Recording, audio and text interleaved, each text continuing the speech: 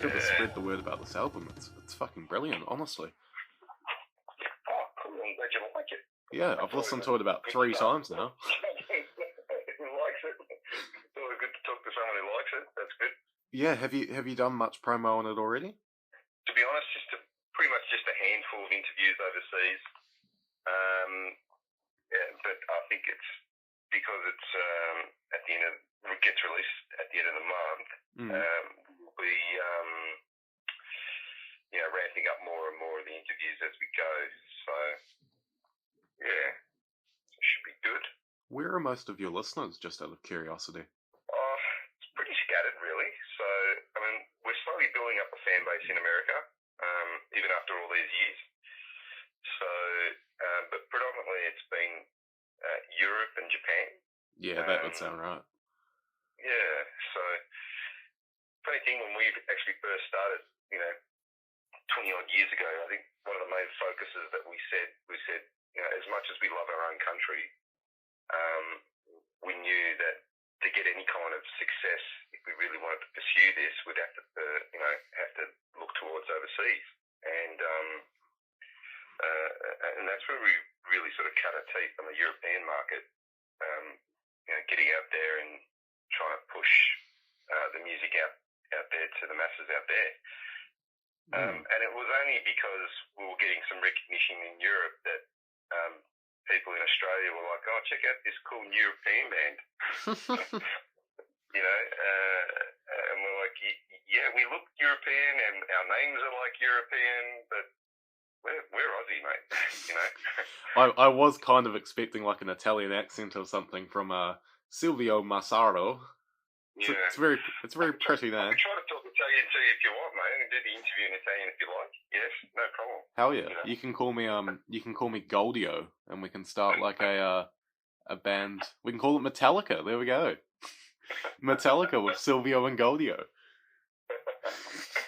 Amazing. I love it. No, but that's good. Like, you do have that very European sound. Like, it's from hearing straight away, it's like, yeah, that's going to be hitting those sort of places where they like power metal and they like very melodic stuff. But sure. You make it sound so begrudging. It's good. You've got an excuse to tour. Well, I guess that's kind of put it down to, I guess, the music that we sort of grew up listening to, and everyone in the band had a different sort of spin on what they like to listen to. So I don't know, the melting pot of just different influences just came out as what it is today. I think, really, can't really sort of explain it any other way. I guess, I mean, any musician will obviously, tend to play what they're influenced by, listening to for after many, many, many, many years, so that's what I think. What are some specific bands that, you've grown up on and have kind of weaved their way into your sound? Specific bands? Well, it ranges from quite a bit, I'd say. I mean, in my earlier years, in my teen years, let's call them teen years, bands like Iron Maiden, Metallica, Motley Crue, Aerosmith, the Bon Jovi, Skid Row. So, I'm kind of old, mate. So I'm going back, early 80s, So, but then it kind of progressed through, other styles as years went on, and that's how it sort of evolved. Things tend to change and evolve as you get older. Musical tastes tend to change, I think. Yeah, definitely. I mean, I go through like 3-month gaps. I'll just be listening to something completely different every 3 months. Wow, okay. So 1 second I'll be listening to like some Dead Kennedys for 3 months, and then I'll go to some Rancid, and then I'll go to some Jack Johnson. Wow, okay. Yeah. Well, that's good. that's fantastic. Keeping an open mind with what's out there and just absorbing, all that goodness that music tends to offer. No, that's awesome. I think like the bottom line for me, I don't know about you, but what I define good music as is just something that makes you feel. Yeah. It doesn't matter what you're feeling, but if it makes you feel an emotion, then that's real. Correct. Yeah. It's funny you should mention the word emotion. I mean, it's one of those things that evokes certain feelings when you're listening to a certain song. If you've got an emotion that comes out of it, you've really hit a certain chord, with that particular song or even style of music. That really means a lot to you. So it's the emotions that tend to sway whether or not you like that particular song or style of music. So definitely agree. Yeah. So with this new album, where would you say you're drawing most of the emotional inspiration from? Emotional inspiration would be...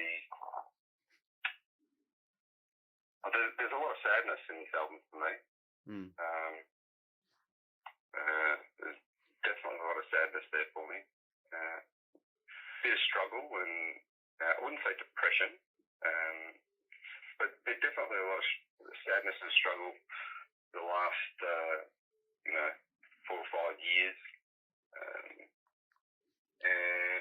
But then there's a bit of anger in there too, just sort of letting it out and just, after all that sadness and those kind of emotions, you tend to sort of just want to fight back, and so a bit of angst builds up and your adrenaline gets pumping and you just want to, let out and release a bit of that anger as well too in some of the songs. But I think most of those feelings are just sort of genuine feelings that most people would feel, through their life. And that's how we tend to write, just based on our own emotions and what we go through in life. Yeah. That's what I think. It's interesting that you mentioned the anger because, as I said, I've listened to it a couple times now, and I get that sadness, but that sadness comes through in an almost. It almost sounds like a sound of the wind. It's got these sort of natural harmonies that build tension, and it's got that underlying sadness, but I think that tension is what brings in that angry element. And for me, it's just kind of this inner turmoil that kind of comes across in the actual music itself. I don't know if that makes sense, but that's how I personally listen to it. I get the sadness, but there's this tension underneath it, which just builds the emotion in it. Yeah, no, definitely. I mean, that's a really good interpretation of probably how the album is, really. No, I'd agree with that, definitely, for sure. Yeah, that's cool. Good that I don't sound like an idiot then. No, that's cool. That's real cool. What about nature? Have you ever tried to sample like some wind sounds, some nice chimey? Because that would attribute to your sound quite well if you just stood in an open field with a microphone and next to a beach, get some waves going in there. We haven't actually. I guess. Look, I think actually in the earlier years we kind of experimented with a few different sounds and things like that we sort of put on Tangle and Dream, I think, many years ago, and it was quite interesting, sort of mucking around with a bit of sounds and just sort of playing them backwards as well too, and seeing what kind of sounds that you would get. But I don't know. We haven't done that lately. But duly noted, mate. It's a brilliant idea. I might steal it off there and try it on the next one if you don't mind. No, go ahead. Do you have any idea like what your favorite natural sound, I suppose, is? My favorite natural sound is the ocean. The ocean. Can't go wrong with the ocean. You can't go wrong with the ocean at all. It's just so powerful and majestic. it's and just the sound of crashing waves is, you just can't emulate that really with any kind of instrument, you know. So definitely, you could bloody well try though. That would be an interesting album. There's actually a very cool. Have you heard of Halcyon Rain? No, I haven't. No. They're from Sydney. I did an interview with them. They're a prog band, and they did a concept album on. It's called The Voyage, and it's kind of about chasing Moby Dick. So they've got like this big sort of story about going through the waves and stuff, and they convey that quite well musically. Beautiful. Yeah. Beautiful. We should have done something like that on our. We've got a track called The Ocean. Yeah, I love that one. Last track on the album. Yeah. There you go. Yeah, there you go. Talking about the sound. Sure. How many musicians do you have on this album? Because there's quite a few little bits and pieces that come in. Yeah. There's five of us. So me on vocals, obviously, and Chris on guitars, James on guitars, and we've got a couple of new members in the band that didn't have anything to do with this particular album. I might just add, but so a new bass player called Gaston, and a drummer Damien Hall and Gaston Chin. So a couple of new guys there. So there's only five of us, but I guess you're probably attributing to a lot of the orchestration that's on the album, perhaps. So all the orchestration is done by Chris, my guitar player. Oh, wow. And so he sits in his home studio and comes up with these wonderful sounds. And sometimes they're the basis of the actual tracks themselves. Just once he gets his sort of musical juices flowing, so to speak, he can come up with some pretty cool stuff. So we don't specifically have a keyboard player. Look, as much as I'd love to have a keyboard player, and any keyboard players out there, please hit me up. But especially in a live scenario, we tend to just have the backing tracks take care of all the symphony kind of written stuff, symphonic stuff. We don't have. So I think that's what you're alluding to, all the symphonic stuff that you can hear on the album. Yeah, definitely. That's what I was getting at. I was picturing you just pulling off, random violin players off the street in tunnels busking. I think that's been done before. Some people have picked up some random people off the street and show some talent. It wouldn't surprise me. People have done some weird things with albums. I remember hearing about, I can't remember the name of the band, but someone made an album with sounds of people in mental asylums. Did you hear about that? No. Like, he went to a mental asylum. I think it was quite a well-known band, but they made this full album with just these people, like, these, schizophrenic people just screeching, and it was, like, something you can't emulate. It was just haunting. Wow. Yeah. So we track it all and put it all together and just edit it all to create something. Yeah. But, you know what? That's genius, really. For someone to pull that off and actually come out with a song or a style of music with that, that's pretty cool. Yeah, it is. As you know, it's taken quite a long time for us to release this album, almost close to 7 years, really. But in that time frame, I had gone through quite a lot myself in that time frame. So I had fallen sick a couple of times, pretty big illnesses that I had caught. I'm sorry to hear that. And it took me a while to sort of, get back up on my feet and build up my strength and all that kind of stuff as well too. So that was a pretty big battle to get back into the recording studio to finish it off. Not to mention, and I've touched on this on other interviews as well, but I had lost both my parents during the course of this album as well too. So, and that was a quite difficult time for me as well. Just trying to, once you get over one of your parents passing away, then practically almost a year later to the day, the other one passed away. So my father passed away first, and then my mother after.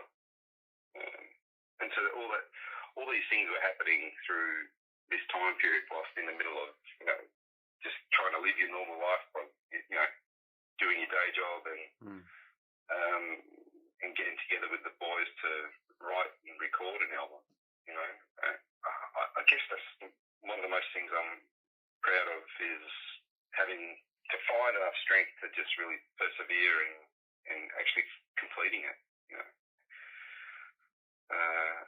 I think that's probably what I think of that. I'm really sorry to hear that. Yeah, looking back on it, it was a pretty tough time, but it is what it is, and that's what life is.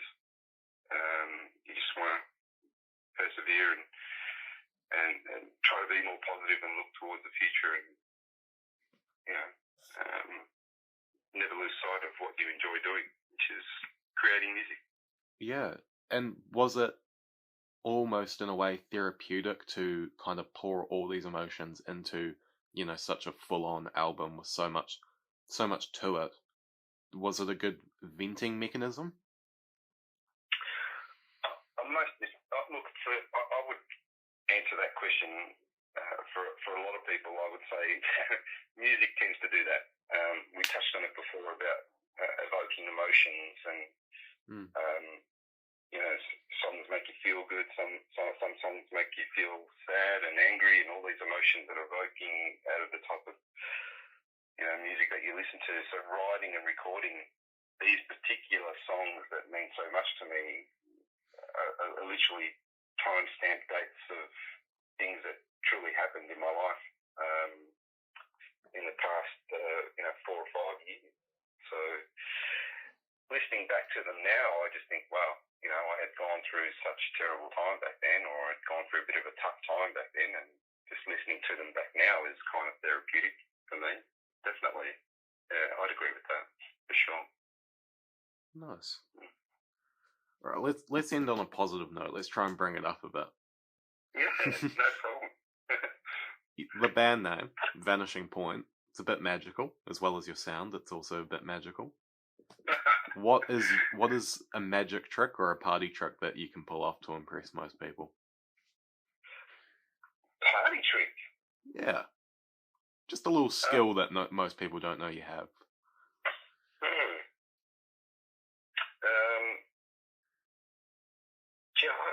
Gee, you've stumped me.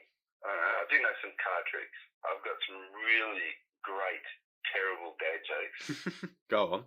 Give us one. The dad joke. Yeah, go on. Okay, now you're putting me on the spot. Okay, there were these 2 snowmen, right?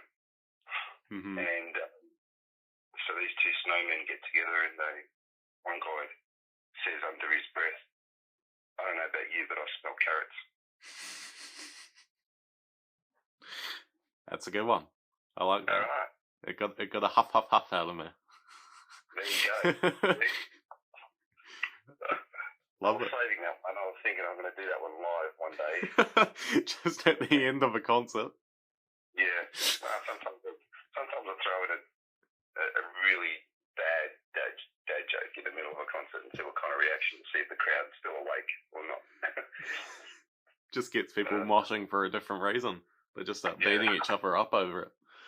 Yeah.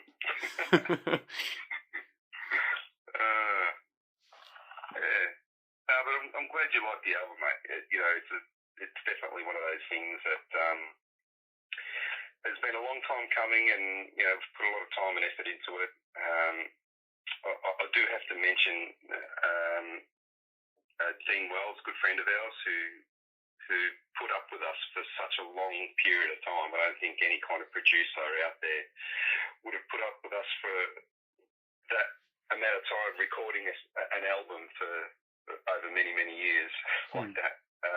So Dean Wells from Terramaze, he produced, recorded, and mixed and mastered the album. So big thanks to him, and also big thanks to the boys in the band for holding out and waiting for me. Really, just being patient while I got my shit together, type of thing. No, that's good. It sounds like you have a good work environment that you can, the music's not going to come to its proper potential if you don't have that empathy and understanding in the band. Yeah, most definitely. Yeah, I agree. Well, yes, very good. Well, thank you very much.